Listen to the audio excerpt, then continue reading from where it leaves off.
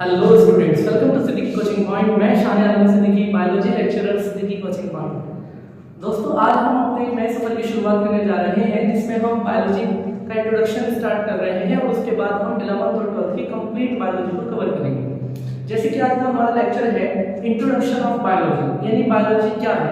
बच्चों, जैसा कि हम जानते हैं कि बायोलॉजी साइंस की एक ब्रांच है और साइंस का मतलब होता है किसी भी चीज के बारे में प्रमाणित ज्ञान का प्राप्त करना।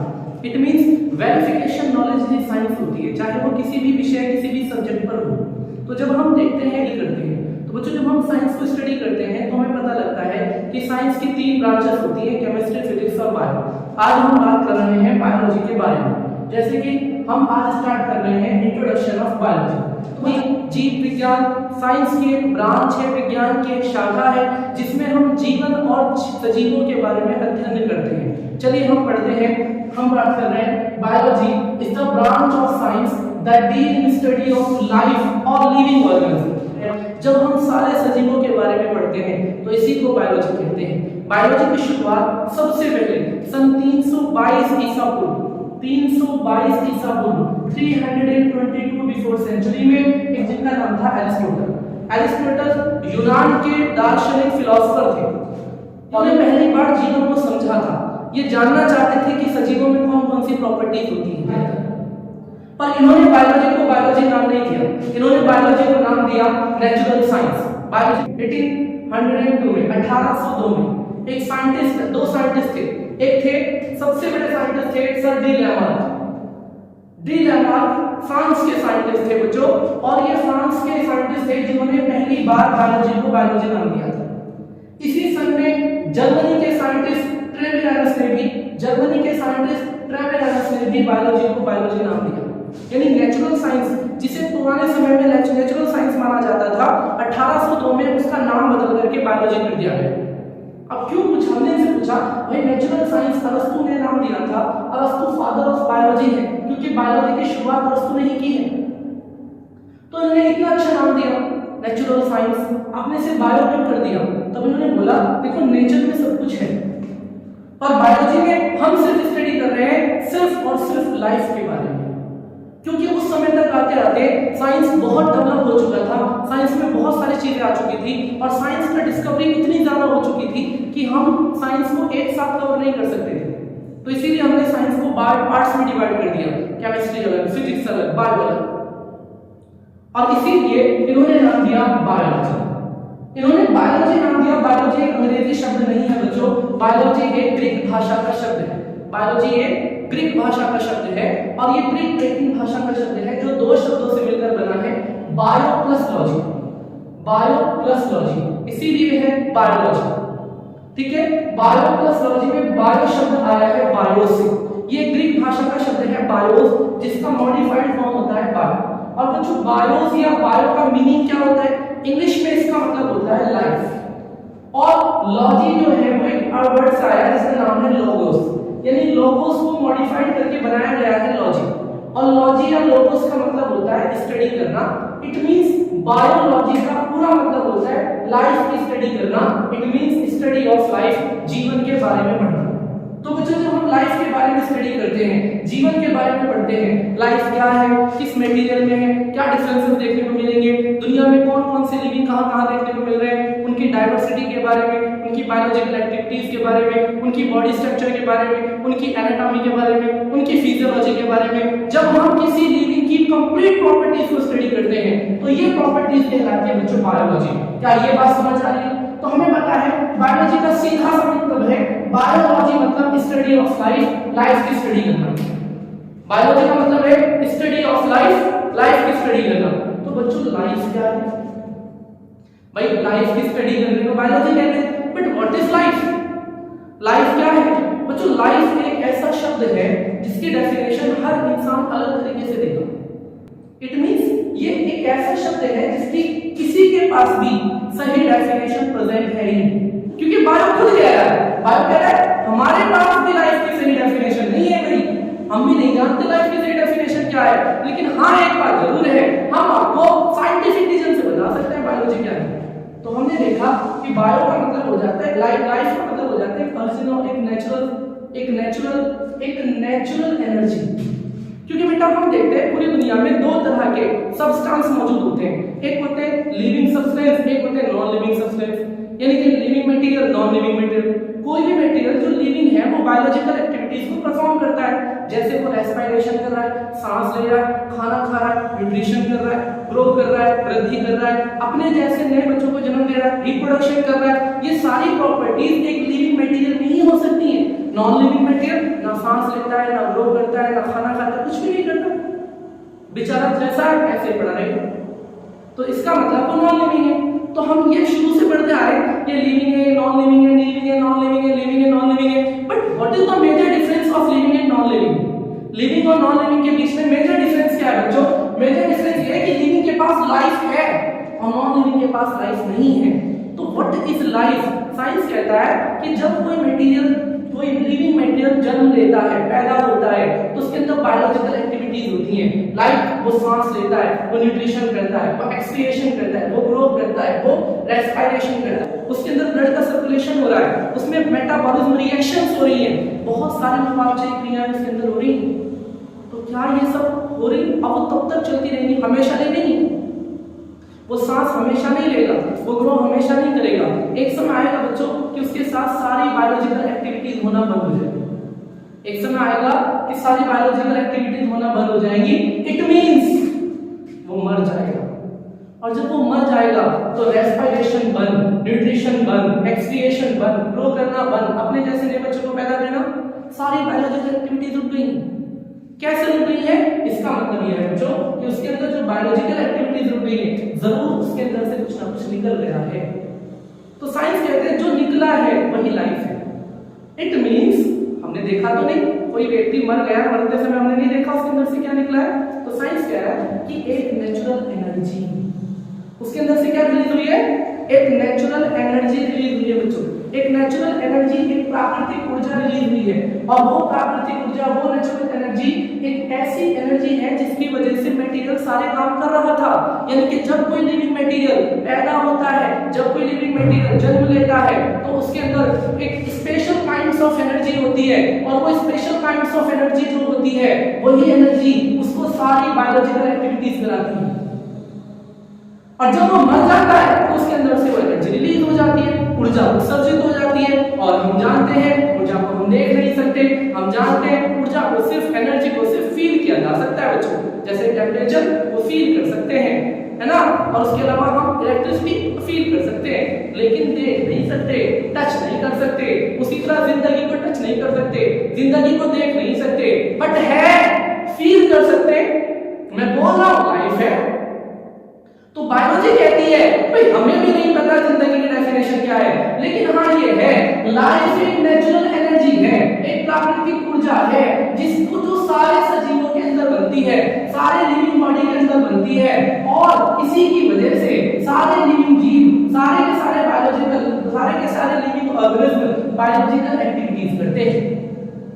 ठीक है ना। तो जीवन एक प्राकृतिक ऊर्जा है जो सभी सजीवों में बनती है, और इसी की वजह से सारे जीव बायोलॉजिकल एक्टिविटीज, जैविक प्रक्रियाएं करते हैं। और जैविक हमें तो लिविंग की स्टडी को बायोलॉजी कह रहे हैं। तो चलो हम सोचते हैं कि लिविंग कौन कौन है। कुत्ता लिविंग है, बिल्ली लिविंग है, हाथी लिविंग है, मछली लिविंग है, और पानी में हजारों तरह के जानवर लिविंग है, जमीन पे हजारों तरह के जानवर लिविंग है, रेत में रहने वाले लिविंग है, एनिमल्स लिविंग है, प्लांट लिविंग है। फिर प्लांट भी कितने तरह के हैं, एनिमल कितने तरह के हैं, छोटे छोटे लिविंग है, बड़े बड़े लिविंग है, रेंगने वाले लिविंग है, तैरने वाले लिविंग है, उड़ने वाले लिविंग है, हम भी लिविंग है, जहर वाले लिविंग है, शहद वाले लिविंग है, इंसेक्ट लिविंग है। कितने सारे लिविंग हमारे नेचर में प्रेजेंट है बच्चों। और क्या हम इन सब लिविंग को स्टडी करेंगे? जब हम इन सब लिविंग को देखेंगे तो बच्चों क्या ये सारा इतना स्टडी करना आसान होगा? नहीं बच्चों, क्योंकि प्लांट्स की स्पीशीज, अगर हम ट्रॉपिकल रेन यानी वर्षावनों में आते हैं तो वहां पे अलग तरह की डाइवर्सिटी देखने को मिलती है। हम राजस्थान में जाते हैं, वहां पे अलग तरह की डाइवर्सिटी देखने को मिलती है, मतलब अलग अलग तरह के जानवर। हमारे यहाँ की बकरियों के बाल छोटे छोटे हैं, और पहाड़ों में बर्फों में रहने वाली बकरियों के बाल बड़े बड़े हैं। वहाँ अलग तरह के लिविंग है, यहाँ अलग तरह के लिविंग है। दुनिया में डाइवर्सिटी, मतलब जीवों की बहुत बड़ी विविधता है। जीवों का संसार एक इतना बड़ा संसार है कि साइंस कहते हैं लगभग 87 करोड़ स्पीशीज इस दुनिया में रह रही है। 87 करोड़ तरह के जीव जंतु इस दुनिया के अंदर रह रहे हैं, और हम उनको स्टडी कर रहे हैं। लेकिन अब तक साइंस ने कंप्लीट स्टडी किसको किया है? केवल 1.7 मिलियन स्पीशीज, यानी केवल 17 लाख जीव जातियां ही ऐसी हैं जिनको भी साइंस जान पाया है, जिनको साइंस ने अब तक कवर किया है। अभी पता नहीं कितनी प्रजातियां हैं बच्चों जिनके बारे में भी साइंस को कंप्लीट नॉलेज है ही नहीं। अभी हम उनकी रिसर्च ही कर रहे हैं। और विल्सन क्या कहते हैं? विल्सन कहते हैं दुनिया में हर साल 10,000 नई जातियां बनती है और 10,000 पुरानी जातियां खत्म भी हो जाती हैं। 10,000 नई जातियां बनती हैं, 10,000 नई पुरानी प्रजातियां स्पीशीज डिस्ट्रॉयड भी हो जाती हैं, खत्म भी हो जाती हैं। तो बच्चों इतनी सारी जीव जातियां हैं, इतनी बड़ी डायवर्सिटी है, और इस इतनी बड़ी डायवर्सिटी को क्या पढ़ना आसान है? नहीं भाई, हम इतने बड़े ग्रुप को कैसे पढ़ेंगे? हम तो समुद्र में जाएंगे, हजारों तरह की मछलियां देख के पागल हो जाएंगे। भाई इतनी सारी मछलियां कैसे पढ़ेंगे? क्योंकि कोई मछली इलेक्ट्रिकल है, कोई बिना इलेक्ट्रिकल है, कोई छोटी है, कोई बड़ी है, कोई मांसाहारी, कोई शाकाहारी, डिफरेंट काइंड की मछलियां भी हमें देखने को मिल रही हैं। इसीलिए बच्चों हम क्या कर रहे हैं? बायोलॉजी को भी डिवाइड कर रहे हैं, क्योंकि जब किसी चीज में जब डिस्क्रिप्शंस बहुत ज्यादा हो जाता है तो हम उसकी स्टडी को सिंपल बनाने के लिए उसे क्लासिफाई करते हैं, और हम बायोलॉजी को मेनली 2 ब्रांच में डिवाइड कर रहे हैं, जिसे मैं कह रहा हूं ब्रांच ऑफ बायोलॉजी।